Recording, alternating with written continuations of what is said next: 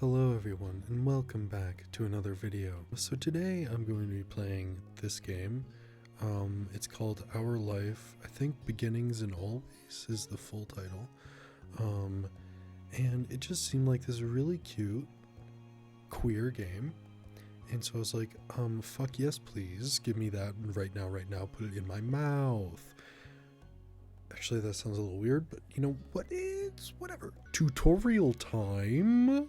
Yes, please. Welcome to Our Life. Beginnings and Always. There are various ways you can customize and interact with the game. This tutorial is an overview of how certain features work. You can read the full tutorial from the main menu to learn about everything in detail. To start off, the game is divided into 4 time periods called steps. Step 1, childhood. Step 2, adolescence. Step 3, young adulthood. And step 4, adulthood. Our life is further divided into sets of vignettes. I can't speak. That take place during specific periods of time. Those are called moments. Moments can be played in any order or skipped entirely. You move on to the next step whenever you want by selecting that summer is ending. Okay, steps 1 through 3 include 5 moments each, and even more can be unlocked by purchasing DLCs. Now, I did purchase the DLCs because this game is actually free on a base level, and I wanted to support the game, so I bought the DLCs. So we have those. I don't know how that'll work, but we'll find out. A lot happens over the years that go by, especially in regard to the character you play as. You determine nearly everything about the main character: name, appearance, personality, pronouns, interest, skills, their relationship with major characters, and so on. So that's actually one thing that I really took interest in, is the fact that like you, as the time moves on, like between steps, you can actually like change your pronouns. So you can kind of play it at least to some degree similar to how your actual life happens. So like if you are trans, you can do like young, like childhood as like the gender you were born as, and then transition later on. And I just thought that was really cool. So I don't know. You can decide to change the details as time goes on, with a few exceptions. Your last name, skin tone, and eye color can't be altered once set. Why not? You telling me I can't change my skin tone? How dare you? No, that's, I feel like, yeah, that's a good thing. Our Life has a first-person perspective, so your character doesn't appear next to other character sprites. You only see the MC as the decorative doll and in special cut-in CG images. The cut-in CGs only appear if certain choices are made. It's possible not to see any during the playthrough. Well, I hope I do that. Interest level sets how much you like him. There are 4 levels: disinterest, fond, crush, love. Oh, sweet, sweet love. It's only available starting in step 3, and if you were at fond or crush in step 3. Okay, makes sense, checks out. Your level of interest and comfort will set the type of dynamic your character has with the love interest. What you did in the past will influence the present, and feelings can change over time. Interest level has an impact when it comes to physically interacting with Cove. While growing up, things are rather simple. If you get along with one another and have a close relationship, you can choose to touch him. Sorry. And Cove will occasionally interact with the MC in lighthearted or comforting ways. But starting in step 3, touching will become more romantic or suggestive if you're at crush or love. Basically, even if you decide you like Cove, the game won't force you to act on those feelings. You can always choose not to get together with him, choose not to accept or give romantic gestures, etc. If you do decide to date Cove, though, you can't break up with him later. That's impossible. Once you're in a relationship, you can never leave. I want you to know, for you beautiful listeners, that's not true. That's not true at all. You can leave whenever you want.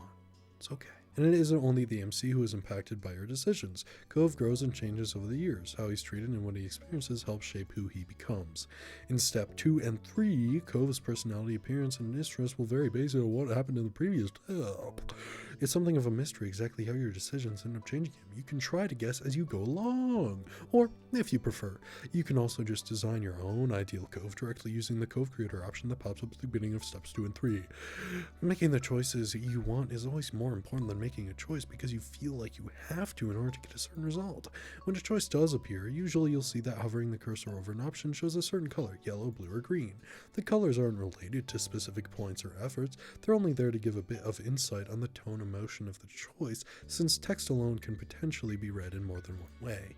Blue tends to be casual, straightforward, yellow more emotive, reactive, and green less certain, uncommitted. Though there are hundreds of options. Sorry, I think I just had a big block of lard slide down my intestines. You're welcome to enjoy the events and shape the story without reservation, and then, if you like, you can play again to try something new. There's only ever more good content to discover. We hope you'll have a nice time with our life. Thank you for playing. You're welcome. Oh, this is me. Can I go for the squarest jaw ever? I want to be fucking chiseled, bro. Jesus Christ, that is pale. Blends right in, dude. I feel like I'm kind. I'm kind of olive, I'd say. I feel like yeah, that's fine for me because I kind of have the sleepy looking eyes. Scrappy too is kind of, we'll just go for that. I don't care. Oh, there's more. Jesus Christ, there's more. Is there Ryan? There is Ryan. Are you sure? Yeah, I'm pretty sure. Mungo. Change page. There's more. Oh my god. Hand size. What? What? I don't even see the hands. So like, I'd probably go chubby because I have massive hands. I don't need glasses. So okay, done. Great. Summer in Sunset Bird was a special time of year. Your usually sleepy town began to bustle. It was a popular tourist destination with people coming from all over to enjoy the beach, the weather, and the relaxation that came with both. The smell of the ocean, crisp and salty, hung in the air, bringing 3 whole months of schoolless vacation with it. During the summer, your moms didn't like you to wander too far outside of your neighborhood, so you knew the area pretty well. Your moms? Does that mean I have plural moms? Like a lesbian mother family situation? Because that's pretty cool, pretty dope. That included the people. Families came and went from Sunset Bird, but they mostly stayed and did what your mom called putting down roots. They built businesses, they got to know each other, and they definitely said hello to nice young kids who waved when passing their stores. Going for a walk around town mostly meant that the familiar, friendly resident... I can't speak anymore. Residents waved or asked how your family was, or most often just said hello. You were too anxious to say it back to most of the other residents that greeted you, but they all knew you well enough to expect it. This would be, in my childhood, this would be the actual option. So we're going to try and play this kind of like myself, I guess, to have some fun. They still smiled at you anyway, and that made you feel a little more comfortable. But today there was a man sitting on the curb outside your house. He was sitting with his head in his hands, his whole body slumped over. He's dead. Go figure. And you wondered if he was even a real person, or dead. He could also be dead, or a statue, or dead, that had magically sprung up from the ground overnight. Whoever or whatever he was, he's dead. You had never seen him before. One thing about knowing everyone in Sunset Bird was that people who you didn't recognize really stood out. It was rare for tourists to venture into the residential district, as your mom calls it. So for you, not knowing who to I can't speak at all. Knowing who a total stranger will set off a lot of red flags. Your mom's had a talk with you and your big sister Lizzie about this kind of situation before. Don't fucking talk to them, because they're probably gonna be bad. They might also be dead. They mentioned that some people aren't good to talk to, but other types of people, you didn't know them. You'll run away if you feel hurt. You don't have to worry about being polite. It's between the... I'll go with this. You weren't sure about this man yet. You never were. Is he dead? We'll never know. As you felt a bit scared knowing that he was blocking the way to your front door. That is kind of terrifying, but you were pretty interested. You wanted to know what was going on. Whether he was nice or not, you didn't want to be bothered. Probably this one. You slowed down, your mind racing for ideas on how to get past him unseen, but it was too late to escape. There was a split second where your eyes met, and you took in a shaky breath, your eyes darting to the sky, pretending to stare at a bird who was hovering nearby. So he isn't dead? No. He could still be a zombie. Don't forget. Hey! His voice startled you and made you jump, but still you didn't look at him. The bird landed on top of a nearby gatepost, and its black feathers ruffled against the gentle breeze. Trying to keep your eyes on it was tough, especially when the man stood up and started to make his way toward you. I was a stupid child. I'd probably do that. The man gives a grim. He's dead. He really is dead. He's a zombie. The man gives a grin of his own back. Hello? I like your tattoo. I like the shark shorts. Or pants, I can't quite tell. I love the ocean.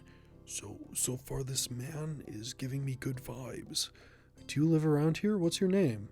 Well... You looked the man up and down, taking in his tan skin and relaxed appearance. At least his clothes were relaxed. The way he was acting wasn't. I love everything about this man so far. He had sharks on his shorts. That's a plus. And a stingray tattoo. A second plus. And he wondered if he was obsessed with the ocean or something. Which I was as a child, so we'd get along perfectly fine. While you made your assessment, he looked at you expectantly, waiting to an answer to his question for an answer. Yeah, I live. This is like the cautious one. That's great. He looked happy to hear it, giving you a broad smile. He reached into his pocket and pulled out a clean $20 bill. It crinkled in his hand as he held it up to you. Why are you giving me money, strange man that I don't know? I don't want your money. Even more confused than before, you looked back at him. Well, could you do me a favor? Nothing bad. Sorry, I should have... Let me start over. He cleared his throat and stood up straighter. From where you were standing, it just made him look creepier. I have a son. His name is Cove. You have a son? Well... It's pretty cool, I guess. I mean, it's kind of cool, I guess. Who's about your age? Oh, yeah? How can you tell? How can you tell? Did you read my birth certificate? Huh? I could be 43 right now. And you would have no clue. Weird name. But definitely the kind of name someone like this guy would give their kid. Yes, agreed. We moved in across the street, see? He gestured toward the house that had been empty for a year, his watch catching the late afternoon sunlight and reflecting off the walls. The gigantic for sale sign was finally gone. You must be Ryan Mongo, right? I met your moms earlier, and they told me you were 8, just like him, so... Oh, so you didn't break into my house and read my birth certificate. That makes a little more sense, actually. He shook the $20 bill to bring it back to your attention, a hopeful smile tilting his lips at the corners. Can you try to be friends with the boy? Can you try to be friends with the boy? I'll fucking pay you to be friends. He's a little piece of shit and he needs friends. Here you go, just fucking please. I need help. Just give it a chance and you can keep this. He's a good kid. You'll like him. I don't think I've ever had anyone pay me to be friends with someone else. But you gotta keep it a secret too, okay? It wouldn't be friendly to say his dad sent you. Hey, Cove, your dad's really weird. He gave me like fucking $20 to be your friend. So, wanna be friends? Yes. Did other kids really get their parents? That's what I'm thinking. Had your moms done that for you and Lizzie? The thought made you frown. I really don't think so. What do you say? Want to make a deal? Well, that sounds like you're offering me drugs or something. I don't want them. Well, I do want the money. What would Ryan do as a child? What would little baby idiot mongrel Ryan do? Run away. Mom, a strange man's paying me to be friends. I don't want the money. No, thank you. Sorry. He deflated enough to notice, but not completely. Are you sure? It won't be so bad, even if it's just for the summer. That'd be enough. Well, what I meant is I'll be friends with Cove. I just don't want the money. I don't want to be bribed into a friendship. That only made this sound more strange to you. Why does it lasting for the summer matter? When it was clear his initial strategy wasn't going to fly, he tucked the bill into a back pocket and changed the request. I get it. You don't have to. Would you be comfortable with he and I coming by for a normal visit? No money involved? Yeah, I do want to meet him. I do want to meet him. Yeah, I want to meet him. He already met my mom, so it's fine. Yeah, I want to meet him. His smile got bigger again. His eyes crinkled at the sides. Okay. I'll bring him by tomorrow. I wanted him to meet and greet with the neighbors today, but, well, I don't know where he's gotten off to. He laughed when he said that, but with the way his face looked, he thought he actually wanted to cry. It's okay. Cove's probably perfectly fine and not dead. I thought you were dead. If you see him, can you tell him to come on home? He's got a pink cast and glasses. You can't miss it. Okay. This definitely wasn't the normal way kids made friends. You knew that, but you were still going to help. The man smiled and reached out to pat you on the head, paused before doing so, then pulled his hand away instead. Your mom's already checking around for me. Such a thoughtful group you are. Now I better go look too. Can't put everyone else to work while I keep sitting here. Yeah, why were you waiting for me when you should have been searching for your son? We're not going to talk about it. I thought he might come back and... that's not what's important. I have to go. Thanks again, Ryan. So much. He jogged off down the street without another word. You decided to check the hills behind your house. Okay. I decided to check the hills behind... and it's nighttime. Step 1. First sight. I have him in my sights. Ready to exterminate. The chirping of crickets in the tall grass greeted you, quiet and familiar. From the top of the hill you could see the ocean. As you walked, you listened to the crash of the waves on the shore and the seagulls squawking as they settled down for the night. This one. Sometimes Lizzie would join you, the two of you splashing each other in the waves. Those were the best days. You took in a deep breath. You wanted to try to relax and couldn't.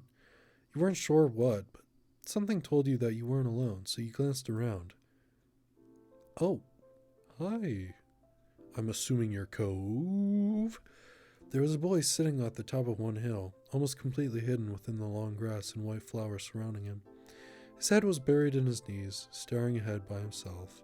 For whatever reason, probably just that he wasn't paying attention, he hadn't noticed you yet. You watched him a minute longer, feeling a little bit but like you found a deer in the wild. Now you gotta shoot him and eat him for dinner. Though deer didn't have green hair. That was the first thing I noticed. Those aren't huge glasses. Green hair.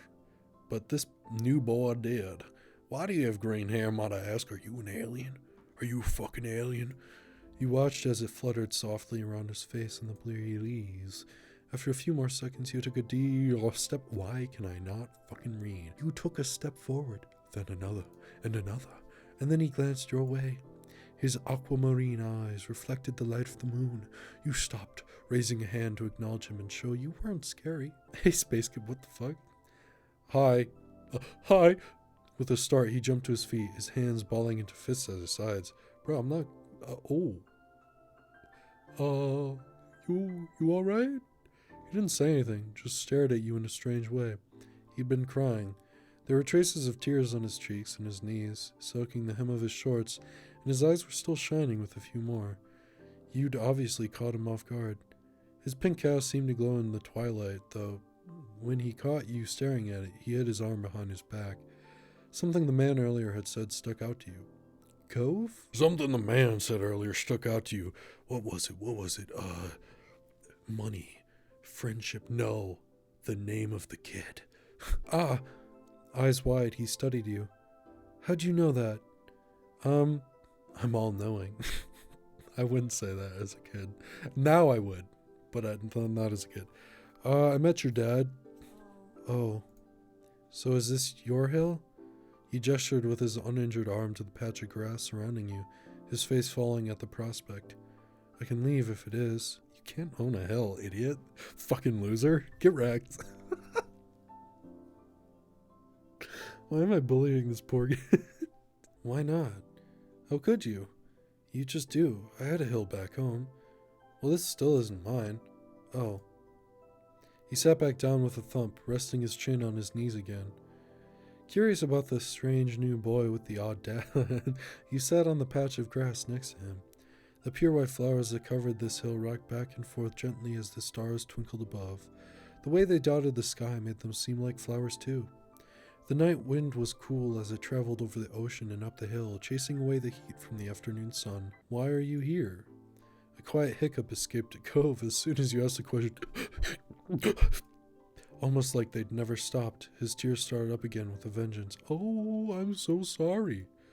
My parents, they don't want to live together with me anymore. Oh. Did they get a divorce? Sorry, probably shouldn't use that word. Did they kill each other in a brutal battle royale? The tears fell fast and heavy over his flushed cheeks, sticking in his dark lashes. My mom made my dad leave, and he took me with him. Now we have a house here, and I want to go home. The outburst took you off guard. By the time he was done wailing, Cove's chest was heaving with exhaustion. He sniffled and removed his glasses, wiping out his eyes with the back of his hand before he put them back on. I hate this place. I want my real life back. I want my mom. I'm sorry. He slipped his hands underneath his glasses and pressed his fingers against his eyelids. Cove wound himself up again for another long crying fit. You felt bad for him, being forced to come here with no choice. You couldn't imagine what it would feel like to live with only one of your moms, but it must be pretty hard. But from way off in the distance, you heard your parents. I don't know why my mom sounds like that. Cove! Sure, I'll just give Cove's dad a new voice. Why not? Kids, where did you go? Cove looked at you, tears still clinging to his cheeks. Don't tell them we're here. I want to go back to that house. I want to go home. He'll be okay. You were struck by a sudden need to reassure Cove. It's not gonna all be fun, but isn't he your family too? Yeah, I guess. Then you can count on him when you really, really need him. You shot him a grin and pushed yourself to your feet. Slowly, Cove stood up with you, still looking a little reluctant. His dad's voice rang out again. Cove, can you hear me? What? Alright, Cove's dad is not gonna be... Is he gonna be Southern? He looked toward the sound of his dad's voice, silent, then turned away while rubbing his not bandaged arm. Sorry, I still don't want to go. I'll wait with him. Yeah, I get it. You do? Before you could answer, you heard Cove's dad, even closer than before. There you are, bud! A trio of parents appeared over the curve of the hill. Instantly, all their eyes landed on you and they rushed over. They actually tripped, and then they started rolling down the hill, breaking all of the bones in their body. It was horrific and tragic. Oh, hey, moms. How are you? Nice to meet you. Both of your moms were at your side in a split second, faces filled with worry. Ryan, you're here after all. Which one is mom and which one is mommy? Because there's an important distinction between the two. We had been at the park to check for Cove and then heard what happened earlier when you met the new neighbor. I thought you might have gone off further away. I'm gonna stand up for it. Well, actually, that might not. I'll just say this. No, we were just sitting in the grass. Thank God you're both fine.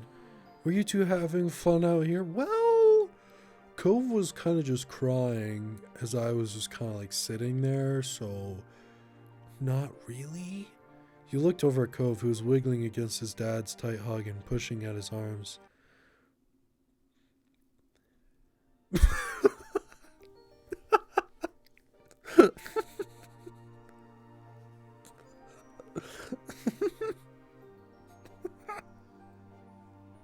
That's such a good answer. This is definitely not an answer that I would actually say.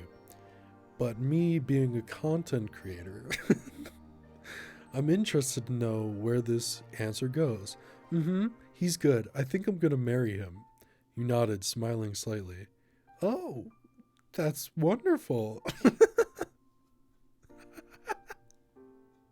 Finally letting go of his squirming, scowling son, Cove's dad turned to the three of you. Ryan, you are allowed to marry my boy. Thanks very much for finding him. I don't really know this neighborhood. Good thing Ryan knows this whole area so well. Absolutely. We could be getting home now. It's been a long day for us all. Say goodbye, Cove. Bye. The two of them walked off into the darkness, heading toward the neighborhood. You watched Cove's bright pink cast until it disappeared. Tell you what, we'll have a proper play date tomorrow, okay? You knew Fred's dad wanted to bring him by to see you and Lizzie. How does that sound? It sounds like words? What the fuck does that mean? Yeah, I know, yeah. Both of your moms laughed, the sound overlapping into a warm, familiar chorus. Mommy put her arm around your shoulder and led you towards the path. But which one is Mommy? Satisfied and more than a little ready to go to bed after your long, exciting day, you followed them home. This is how you feel towards Cove for this step. It can change in later steps. Okay, I think relaxed, probably not nervous. I think relaxed. I'm fond. I'm fond. I'm fond. I'm fond. I think I'm fond. I think that's what I would say. I would say that, I would personally say that I'm fond of the boy, okay? At the breakfast table the next morning, you finished your food faster than usual. Your sister Lizzie had run out earlier to go play, but you'd stayed out. Today, just like your moms had promised, Cove was coming over to hang out. Oh my god, hello. Excited to see your new friend again, Ryan? Yeah, I am. How sweet. I'm so happy we moved in. With that said, are you done with your breakfast? Yes, yeah. Mm-hmm. Good job. Good job on eating your breakfast. Now eat more. He should be here soon. Clean up again, and then on cue, there was a knock. It was hesitant, like the person wasn't sure they were in the right place. Still loud though. Oh, okay. Something more like that maybe. We need to get a more obvious doorbell. I know. Ryan, could you get it? I don't really want to, but sure. Wheeling out of your chair, without really pushing it back, you made your way to the door. Hey, Cove. Hey, Cove's dad. Hey, Mungo family. Thanks for having us. Mr. Holden, as your moms have called him, and his son were here. Cove looked different in the bright lighting of your living room, and when he wasn't crying. With his dad standing in front of him and Mom and Mommy behind you, you and Cove looked at each other. Pleased to see your new friend again, you smiled at Cove. He smiled back with some hesitation. Threaded bracelet, crystal bead, flower bead, crystal bead. Let's go play in my room. Okay. Let us know if you need anything, you two. Have fun, kids. See you later, son. Play nice. This is a very nice room that I have. Much nicer than my actual room. You led him to your room, puffing out your chest a little bit at the sight of your treasures. There were lots of stuffed animals, a cool bed, a window to look out. It was a great room, yeah, I'll say. You hadn't had anyone to show it to in a while, but you were really proud of it. He leaned in a little closer to one of your drawings on the wall. I like this. Thank you. You're welcome. You smiled at him. You were proud of that particular piece of art, and you were glad he noticed it. He turned to look around the room a little more, studying the books on your desk and the pictures on the walls. I would start to feel a bit nervous. You wanted to say something, but didn't know what, so you let him keep looking. Then his eyes landed on the tiny box of beach things you'd collected tucked away by your door. He took a steps towards it, before hesitating and pointing at it instead. What's that? Or heard of stuff I found on the beach? Do you have any driftwood in there? Dragging the box into the middle of the room, you and Cove flopped down next to it. I think so. Yeah, see? You gestured to a piece at the bottom, still covered with specks of sand. Neat. This is a good collection. You got the sense from the tone of his voice that he wasn't just saying it to be nice or to be like, Shiloh? Shiloh? The fuck does that mean? He actually meant it. What does Shiloh mean? Oh, right. I almost forgot. Shiloh is going to be here today. Who is Shiloh? Please? Lizzie's friend, or like her #1 fan, I guess? Shiloh. Do I have to see him? It should be okay. I mean, he's Lizzie's friend, not mine, but you know. Come on, check out my shell some more. I found this one under a big piece of seaweed that had washed ashore, and he pulled out seashell after seashell, explaining where you'd gotten each one, and holding them up against the light. There were big ones, small ones, pink, purple, and orange. Most of them he washed off in the bathroom sink when he brought them home, cleaning off the sand. This one.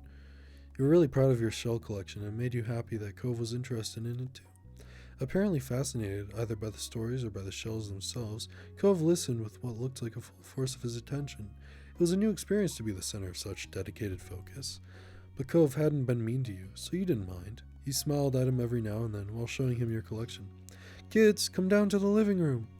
You could tell the idea was making him happy, but Mommy wasn't giving you much of a chance to hang around.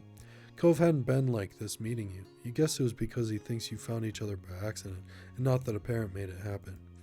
Mr. Holden must be right that telling Cove his dad was part of that would be a bad idea. Before you knew it, you'd both been escorted downstairs and just deposited in the living room, ready for Shiloh's visit. The two of you sat side by side on the floor of your home's entryway. I brought the box of shells. I want to keep looking at them. Sorry, Cove, I didn't mean to give you your dad's voice. Okay, great. Bust it open. We can keep looking while we wait for Shiloh. Bust it open. Cove reached in and pulled out a big orange shell. Oh. Like he hadn't spoken aloud yet, he turned to you and held it up, his eyes shining. I think this one is the best of them. Do I give it to him? I think I actually might as a child. I think that I would have done this. You can have... Oh, you can go back. Oh, that's cool. You can take it. Cove looked at you in surprise, his eyes going wide. Really? Sure, you like it a lot, right? Uh-huh, but I don't want to take it from you. It's okay. You got the impression he was hesitant to accept something because he didn't know you very well. No, you can have it for real. No, it's okay. For you. You pushed the shell against Cove's chest, willing him to receive the present, but Cove firmly shook his head and kept his arms tightly at his sides. It was a battle you couldn't win, at least not today. Cove was your neighbor now. Maybe you could give it to him another time. The two of you were still sitting on the floor looking through your collection of beach findings when the doorbell finally rang. Cove jumped, startled by the sound. Since the person hadn't knocked, you figured it was probably Shiloh. He knew where to look for that. Lizzie's friend? You nodded, but that didn't seem to make Cove feel better. It was already obvious that Cove didn't hide his feelings well. You could tell what he was thinking right away. This isn't a good idea. You'll be alright. He's here. We can tell him to leave. He's at our only door, and if you go upstairs, he'll find you. Cove glanced around the room, his eyes wide, and finally paused with his gaze locked onto the back of the house. I can go out the window. Cove, while I think that is a great, smart, intelligent idea, I don't. He was already walking towards it. No, Cove, don't. Scrambling to think of something to say, you stepped forward, then paused. Cheer up. He's gonna like you. He's gonna like you. Trust me. He's gonna like you. He likes everyone. I mean it. But I don't want to see him. I don't know him. I don't know. It's okay if you're worried. Nobody warned you this was gonna happen. Thanks. Shiloh poked his head into the living room. It was impossible to know for sure if he'd heard what you'd been saying or not, but you guessed that he had. Oh my god, you are a freckly little guy. Hi, Ryan. Hi. Cove? Cove shot you an uneasy glance. Hi. I'm Shiloh. It's nice to meet you. Yeah. You have a lot of freckles. Oh, right. I do. Did you blush at that? Oh my god, Shiloh, you're adorable. What are you guys doing? We're looking at shells. Awesome. Can I do it too? Cove shrugged. Cove shrugged, then looked back at your box of beach findings. What about that one? The plan for the afternoon, at least as far as you were concerned, was to sit and look at the beach thing some more. You weren't really in the mood to do much of anything else, especially if Cove was having fun. Hey, check out this scallop shell I found. Cool, right? It's a pretty color, kind of like my cast. The beautiful glittering pink did look a little bit like the wrap around his arm. Pink is a nice color. Okay. Okay, bitch. Shut the fuck up now. Cove. My god. Is it your favorite? Not really. What is? Maybe green or blue? It might be yellow. Well, Cove.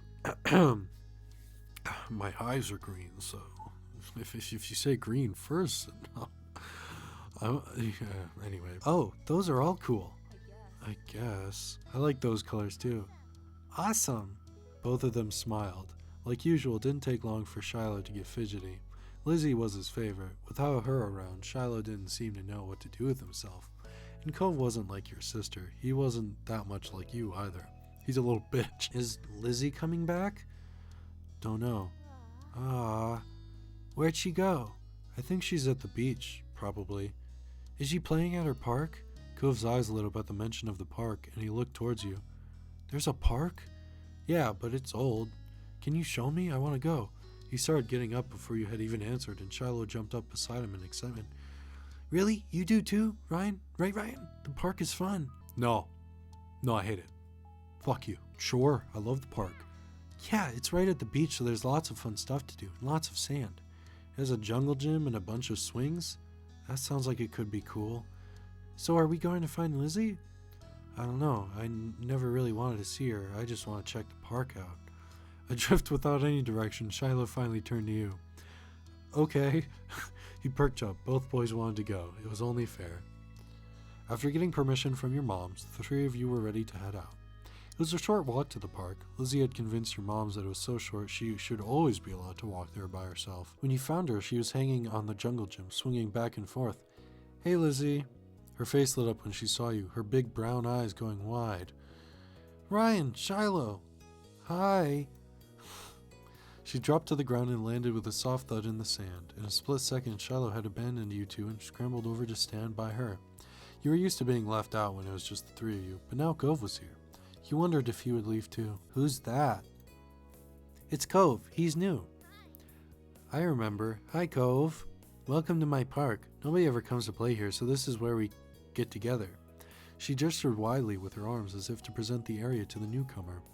Without interrupting Lizzie's speech, Cove whispered in your ear, quiet enough that the others wouldn't overhear. I thought kids couldn't own places like parks or hills. Shut the fuck up, Cove. Cove? Cove, don't you sass me. Don't you sass me. You couldn't help but laugh a tiny bit. While Lizzie continued talking, you took the chance to kick off your shoes and wriggle your toes through the warm sand. Nice, huh? In this neighborhood, I'm the one who comes up with the ideas. You are?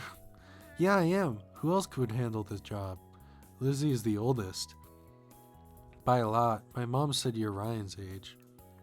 Yeah, thought so. I'm still the only one in this group with double digits. What about other kids? Other kids? There aren't any. We're the only kids here, and Shiloh's just visiting from another place. Not even tourists really bring their kids here. This is the land of ancients. Be careful that the old ladies don't try to steal your youth. Oh. Don't. For a second, it looked like he might cry again. Cove, no. But something in his eyes shifted, and he looked back at Lizzie. What kind of old people? Like moms and dads or grandparents? Grandparents who don't have kids. They hate kids.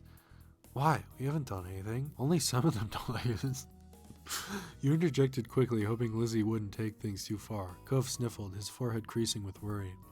Lizzie was staring Cove down, but Cove wasn't even looking at her anymore. He didn't seem to care that she was there. He went into his own head. Shiloh wasn't the next one to speak, completely unaware of the situation. I met Lizzie and Ryan in school. You'll see a ton of kids there once the summer is over. I don't want to go to a new school. I don't want summer to end. Shiloh looked down to the dirt. He hasn't had much luck striking up conversations with Cove. So, is it possible that Cove is going to go live with his mom after the summer? That's kind of the thought that I'm getting here. I like summer vacation a lot too. All the building tension in the air suddenly vanished when Lizzie laughed. Sorry. That was weird. I'm so sorry. I take it back. As Shiloh's discomfort at how weird she thought Cove was, as something else entirely, you didn't really know. But she laughed, face scrunching up. Welcome to Sunset Bird Cove. Sunset Bird Cove. Welcome to Sunset Bird Cove. Take a seat, put up your feet, and get used to it. Ooh, ah. The fuck was that? You offered him a small smile, and that, at least, looked to reassure him some. Okay. For the rest of the summer, Cove was always there. You saw him more often than Shiloh, and on some days, when he was in a bad mood or busy, you even saw him more than Lizzie. He became a staple of your everyday life, the way sun and lunch and the beach were. During your first summer together, you really liked Cove. He was a fun person to play with, and he seemed to like playing with you too. Of course, that was only the start of things. Oh, okay, and then this is where, ooh, fun. There's a lot of different options. I think I'm going to end this here, and then we will come back to this in the next video, where we get to do things like shopping, and grown up, and long day, and sandcastle, and fireflies, and library, and ghost. I knew they were dead. So yeah, that should be fun. I look forward to doing this, and I hope you look forward to it too. And with that being said, thank you everyone so much for watching. I hope you're having a wonderful day.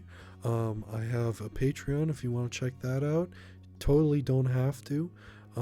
Thank you, Masha L, for being a patron, and I love all of you guys. I know it's been a while since I uploaded, but yeah, I hope you enjoyed, and see you in the next video. Goodbye.